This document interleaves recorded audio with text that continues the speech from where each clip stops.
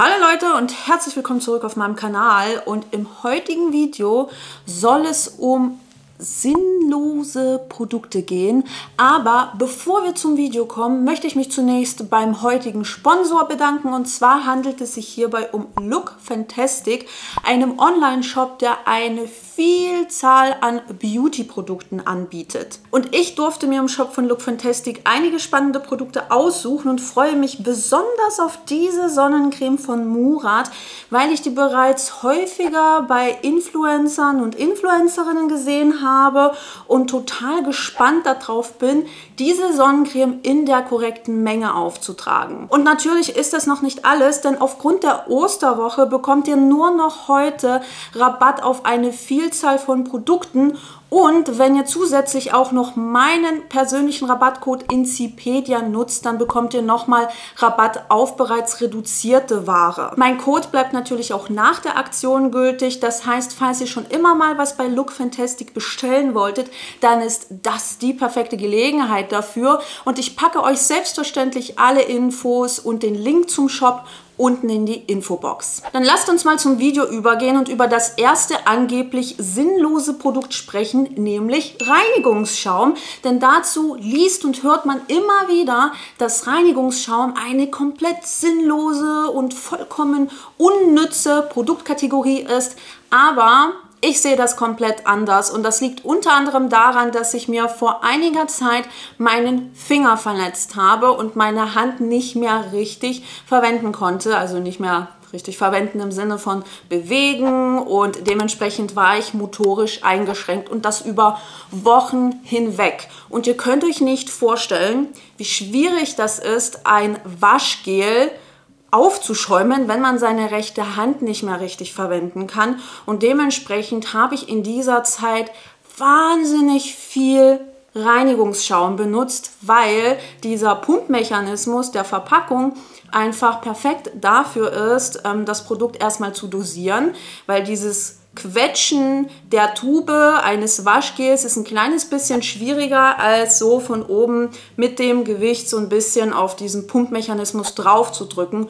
Und das Produkt kommt natürlich als fertiger Schaum raus. Das heißt, ihr könnt den sofort verteilen, sofort über eure Haut gleiten lassen und müsst ihn nicht noch aufwendig in der Hand aufschäumen. Und zu diesem Thema möchte ich auch noch mal ganz kurz was sagen, denn es ist natürlich ein Produkt, das sehr zielgruppenorientiert sein kann, und nur weil man halt noch nicht Teil einer bestimmten Zielgruppe ist, wie beispielsweise Personen, die eventuell motorisch eingeschränkt sind, heißt es nicht, dass man nicht doch irgendwann Teil dieser Zielgruppe werden könnte. Die nächste Produktkategorie, die oftmals als sinnlos bezeichnet wird, sind seifenfreie Waschstücke. Denn wie oft haben wir unter irgendwelchen Posts von Marken gelesen oder müssen nach wie vor lesen, wenn diese Marke ein festes Shampoo oder ein festes Duschgel gelauncht hat, dass das ja komplett sinnlos ist und man einfach Seife benutzen kann.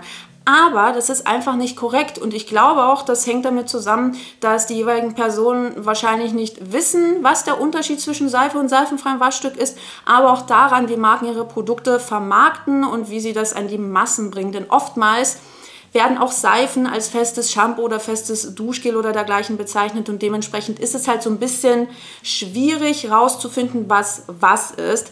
Allerdings sind beide Produktkategorien gänzlich verschieden. Seife wird zwar seit Tausenden von Jahren verwendet, und es gibt auch viele Leute, die Seife mögen. Allerdings ist Seife von der Herstellung her komplett anders im Vergleich zu einem seifenfreien Waschstück. Es gibt einige Nachteile, die Seife mit sich bringt, und deswegen wurden auch die seifenfreien Waschstücke erfunden. Das war so in den 50er Jahren, wenn ich mich richtig erinnere, um einfach diese Nachteile der Seife zu bereinigen, und dementsprechend sind das zwei komplett verschiedene Produktkategorien. Seifenfreie Waschstücke lassen sich zum Beispiel so formulieren, dass sie in wässriger Lösung nicht alkalisch reagieren, was bei Seife nahezu unmöglich bzw. extrem schwierig ist. Und die Tenside, die in Seife verwendet werden, sind halt, oder die Tenside, die bei diesem Verseifungsprozess entstehen, sind halt nicht sonderlich hautfreundlich und teilweise wahnsinnig reizvoll. reizend für die Haut, wenn man dauerhaft Seife auf der Haut verwendet, dass es eben dazu führt,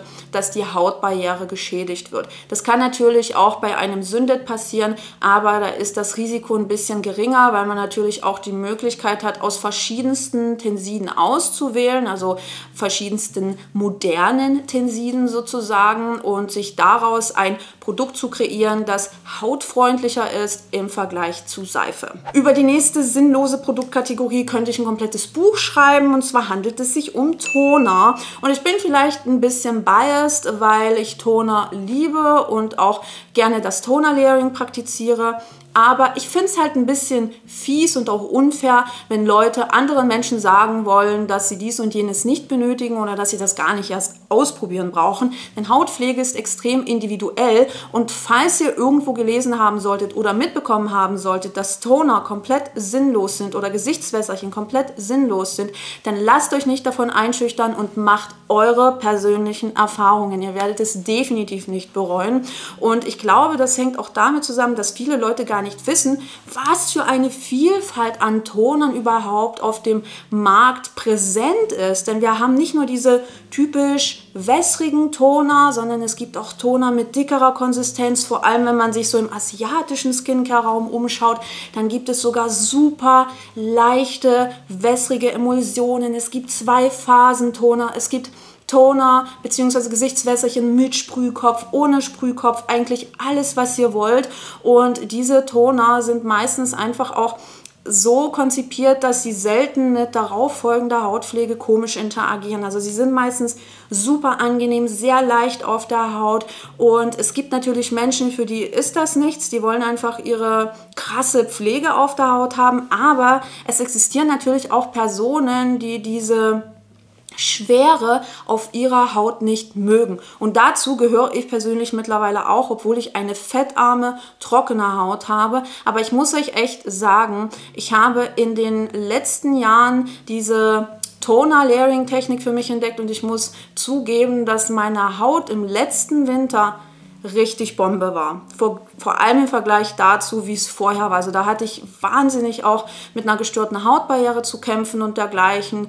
Und ich habe einiges angepasst. Natürlich jetzt nicht nur meine Hautpflegeroutine und welche Produkte ich benutze, sondern auch mein Duschverhalten, mein Badeverhalten und dergleichen. Aber das könnte ich natürlich auch in einem kompletten Extra-Video nochmal besprechen, was ich da genau geändert habe. Nur muss ich einfach sagen, dass Toner innerhalb meiner Hautpflegeroutine einen extremen Benefit bringen. Und ich rede hier nicht über chemische Peelings oder dergleichen, sondern wirklich diese Toner, die feuchtigkeitsspendende Inhaltsstoffe enthalten oder die antioxidative Inhaltsstoffe enthalten, vielleicht sogar barrierestärkende Inhaltsstoffe. Und es ist einfach jedes Mal ein Genuss, diese Produkte aufzutragen und zu sehen, dass sie der Haut sogar so einen Glow mitgeben können, je nachdem, wie sie formuliert sind. Und ich meine, es gibt genug Leute, die diese Schwere von bestimmten Produkten nicht mögen, wie sie Cremes oder dergleichen erzeugen können. Und genau dafür sind Toner einfach wunderbar geeignet. Eine Produktkategorie, bei der ich dieses Mindset überhaupt nicht nachvollziehen kann, sind Sonnencremes mit SPF 30. Denn überall, egal ob auf Instagram, YouTube oder TikTok, liest und hört man immer wieder, dass Sonnencremes mit einem SPF von 30 komplett unnütz sind. Aber es gibt einige wissenschaftliche Hinweise darauf, dass bereits die regelmäßige Verwendung eines Produkts mit SPF 15 die Schäden vor UV-Strahlung minimieren kann. Und wir dürfen halt auch nicht vergessen, dass laut aktuellen Umfragen nach wie vor viele Menschen in Deutschland im Sommer keinerlei Sonnencreme nutzen. Klar gibt es noch andere Möglichkeiten, sich vor UV-Strahlung zu schützen, aber die restliche Haut, die der UV-Strahlung ausgesetzt ist, die sollte natürlich auch eingecremt werden. Und ich meine, wenn so eine Person vielleicht doch auf die Idee kommt, mal eine Sonnencreme zu benutzen, diese aber nur SPF 30 hat, dann ist das aus meiner Sicht keine gute Idee, das Produkt dieser Person abzuwerten, denn ich glaube, wir sind uns dahingehend einig, dass es immer noch besser ist, eine Sonnencreme mit SPF 30 zu benutzen, natürlich in der korrekten Auftragsmenge, als gar keine Sonnencreme. Und ich möchte zu bedenken geben, dass die Sonnencreme-Auswahl auch auf Grundlage der Aktivitäten erfolgen kann. Ich habe zum Beispiel eine Alltagssonnencreme und auch Outdoor-Sonnencremes, und an diese beiden Kategorien habe ich natürlich auch unterschiedliche Ansprüche. Bei meinen Alltagssonnencremes ist der Tragekomfort besonders wichtig. Also die müssen super angenehm auf der Haut sein und eventuell unter Make-up gut funktionieren. Und die nutze ich zum Beispiel, wenn ich einen kurzen Spaziergang mache, wenn ich zum Bäcker gehe oder wenn ich mal kurz einkaufen bin oder dergleichen. Und da ist mir einfach die Schutzleistung nicht so wichtig wie bei meiner Outdoor-Sonnencreme. Also ich benutze für meine Alltagssonnencremes auch Produkte, die nur einen SPF von 30 haben. An meine Outdoor-Sonnencremes habe ich natürlich komplett andere Anforderungen, weil ich diese benutze, wenn ich wandern bin oder Fahrradfahren oder dergleichen und mir bewusst ist, dass ich dann stundenlang draußen unterwegs bin. Und dementsprechend ist mir bei meinen Outdoor-Sonnencremes besonders wichtig, dass sie mindestens einen UVB-Schutz von 50 haben, also ein SPF von 50 oder höher, und dass sie wasserfest sind oder vielleicht sogar extra wasserfest. Und da ist es mir dann im Endeffekt völlig egal, ob sie einen unangenehmen Film auf der Haut erzeugen. Sie sollten natürlich nicht in den Augen brennen, weil man natürlich, wenn man sich körperlich betätigt, dann kann das anfangen mit dem Schwitzen und dann ja, rollt einem das ganze Zeug irgendwie in die Augen rein und die fangen an zu brennen. Aber das sind halt dann so die Anforderungen, die ich an meine Outdoor-Sonnencremes habe, und das muss man auch im Hinterkopf behalten, dass man einfach je nachdem, welche Aktivitäten man sozusagen ergreift, dass man auch danach seine UV-Schutzmittel oder Sonnencremes aussuchen kann. Ich trage beispielsweise auch bei meinen Outdoor-Aktivitäten dann so ein Hemd, das einen integrierten UV-Schutz hat, damit ich nicht meinen kompletten Körper einschmieren muss und dann wirklich nur die Hautareale mit dem Sonnenschutzmittel in Kontakt kommen, die dann noch offen sind. Ich hoffe, ich konnte mit dem heutigen Video ein kleines bisschen Verständnis für die angeblich sinnlosen Produkte heraufbeschwören. Ihr könnt mir natürlich auch in die Kommentare schreiben, wie ihr das seht, ob ihr euch schon mal was diesbezüglich anhören musstet, und wir sehen uns dann im nächsten Video.